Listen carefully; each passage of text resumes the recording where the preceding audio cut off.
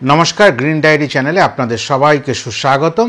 আমি অমরেন্দ্র আজকে একটা নতুন ভিডিও নিয়ে চলে এসেছি। এই মুহূর্তে একটা জল্পনা বলতে পারেন, একটা কনফিউশন বলতে পারেন, লাগে উড়াধুরা এই তুফানের গানটা নিয়ে হচ্ছে।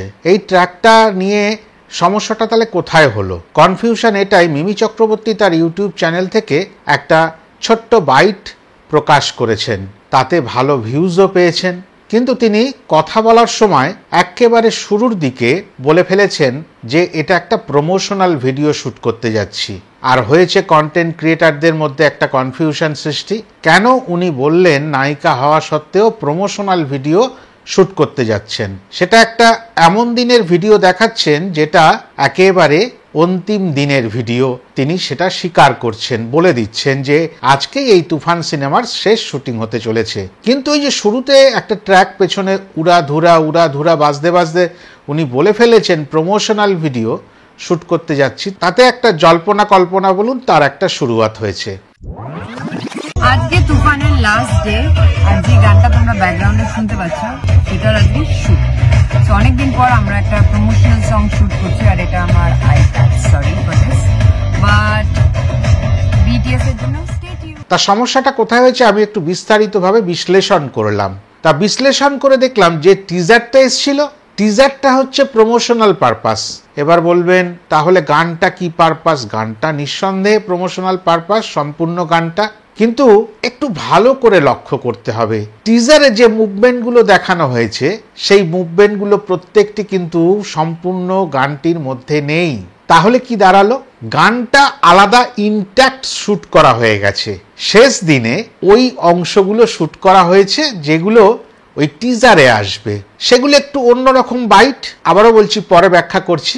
ওই যে গল্পগুলো সাজানো হয়েছে, তিনি কিছু জুস তৈরি করছেন, তিনি কিছু খাচ্ছেন, তিনি কিছু গল্প করছেন। আজকে আমি আমার বাচ্চাকে নিয়ে এসেছি, আমার শিশু। মা বলেছে কষ্ট না করলে কেষ্টকে পাওয়া যায় না, Keshto is god. So in this case I am doing কষ্ট। তাকে কেউ জয় বলে এসে তাকে গানটা শোনাচ্ছে, তিনি মনোযোগ দিয়ে শুনলে বলতে পারতেন না, না আমরা কারো মন ভাঙতে আসেনি, আমাদের কারো ব্যাটারি শেষ হয়নি। এবার জয় চলে এসছে। হাই জয়। হ্যালো। একা দায়িত্ব নিয়ে উনি শুটিংটা করেছেন। উনি এখন আমাকে কিছু পড়াতে এসেছেন। কি বলছেন? পরের লাইনটা হচ্ছে, সখা গো প্রেমে মোর দিও না ধরা, ধরা দিলে তোমার মন ভাঙা হবে গুড়া গুড়া। ইয়েস, আমরা কারো মন ভাঙতে চাই না, গুঁড়ো গুঁড়ো করতে চাই না। ওই উড়াধুরা গানের একটা অংশ যখন ব্যাখ্যা করা হচ্ছে বা প্রম্পট করা হচ্ছে, তা এগুলো সবই মেকিং, মানে বিহাইন্ড দ্য সিন আমরা বলে জানি। কিন্তু ঘটনাটা হচ্ছে যে এইগুলোর আধারে একটা কনফিউশন সৃষ্টি হয়ে গেল। এবার আসি ব্যাখ্যায়। একটু ভালো করে দেখলে দেখবেন টিজারটার মধ্যে প্রীতম হাসানের যে মুভমেন্টগুলো দেখানো হয়েছে, এরকম হাত তুলে তুলে এরকম করে নাচছেন, ওইটা কিন্তু বড় গানে নেই। বড় গানে ওর লং শটগুলো রয়েছে। তাহলে ওই ক্লোজ ট্রিটমেন্টগুলো কোথা থেকে এলো? আমরা কি জানি যে বড়টা থেকে কেটে ছোটটা তৈরি হয়, তাই তো? না, এই ক্ষেত্রে বড়টার মতো স্পন্টেনিয়াস কাজ করেছে, তার থেকে কাটা ছেঁড়া করার জায়গা নেই। রায়হান রাফি সাহেব এমন মাত্রার পরিচালক, তিনি সেইটি করতে চাননি। তিনি একটা ফ্লেভার রাখতে চেয়েছেন ওই 21-22 সেকেন্ডের গানের টিজারটার মধ্যে, যেখানে সব ক্লোজ শটগুলোর ক্লোজ ট্রিটমেন্টগুলো ছিল। সে আলতা পরা মিমি চক্রবর্তীর পা থেকে শুরু করে তার মুখে অবধি আসা, শাকিব খান সাহেবেরও বিভিন্ন অংশগুলো দেখানো, এছাড়াও প্রীতম হাসান সাহেবের ওই ক্লোজ ট্রিটমেন্টগুলো কিন্তু আমরা টিজারে দেখেছি। তাহলে এখানে পরীক্ষা নিরীক্ষা করার দরকার লাগে না, গানটা যেভাবে আছে সেভাবেই সিনেমার মধ্যে আমরা দেখতে পাবো। তবে সম্ভবত এই গানটি শেষে যে ক্রেডিট টাইটেল কার্ড হয়, যারা এই প্রজেক্ট বা প্রোডাকশনের সঙ্গে জড়িত তাদেরকে যে ক্রেডিট দেওয়া হয় হলিউড বলিউড স্টাইলে, সেই ক্রেডিটগুলো শেষে যাবে। ওই শেষে এই গানটা আসার সম্ভাবনাটা বেশি। কিন্তু এটা কখনোই সম্ভব না এই আপামর বাঙালি এবং সারা পৃথিবী জুড়ে এত ভক্তকে ডিপ্রাইভ করে এই গানটার যে উন্মাদনা তৈরি হয়েছে সেটাকে একেবারে ভেঙে দিয়ে মূল সিনেমায় এই গানটি থাকবে না।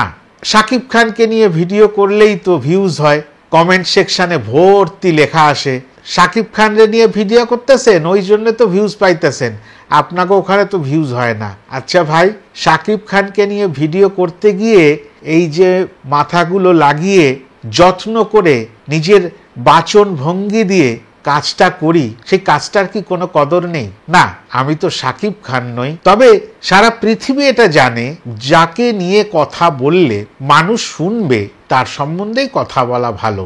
তা শাকিব খানকে নিয়ে কথা বললে তো আপনারা শুনবেন, অন্য কাউকে নিয়ে বললে তো আপনারা শোনেন না। আপনাদের দেশেরই কোনো আরেকজন যদি অভিনেতা বা নায়ক নায়িকাকে নিয়ে কথা বলি আপনারা শুনবেন না। আমি নাম করে বলছি না, তাহলে অপরাধটা কোথায় শাকিব খানকে নিয়ে কথা বললে? আচ্ছা, শুধু তো এপার বাংলার মানুষই কথা বলছে না, ভারতবর্ষের মানুষই কথা বলছে না।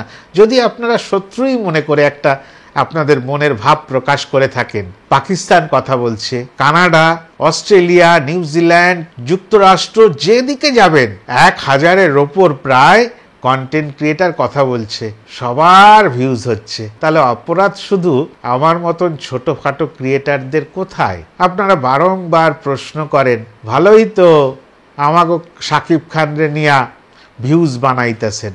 আমরা তো একটা কাজ করছি, কাজটা কাকে দিয়ে করতে হয়, শরীর খারাপ হয়েছে, চিকিৎসা কোথায় গিয়ে করতে হয়, কোন ডাক্তার ভালো, সেটাও তো আপনি আমি বিচার করি। তা এখানেও তো তাই, যে মানুষগুলো আমার কথা শোনবার জন্য বসে থাকবে তাদের প্রয়োজনের কথাগুলোই তো আমাকে ডেলিভার করতে হবে, নালে তাকে ডিপ্রাইভ করা হবে। তা আমি তো কোনো অপরাধ করছি না। তা যাই হোক, এই গানটি নিয়ে যে কনফিউশন সৃষ্টি হয়েছে এটা অনর্থক। তা আমি প্রায় একদিন ধরে এই বিষয়টা নিয়ে একটু চর্চা করলাম যে কোথায় উনি কি বললেন। মিমি চক্রবর্তী প্রমোশনাল কথাটা বলেছেন, নিশ্চয়ই সেটা প্রমোশনাল, তাহলে কোনটা?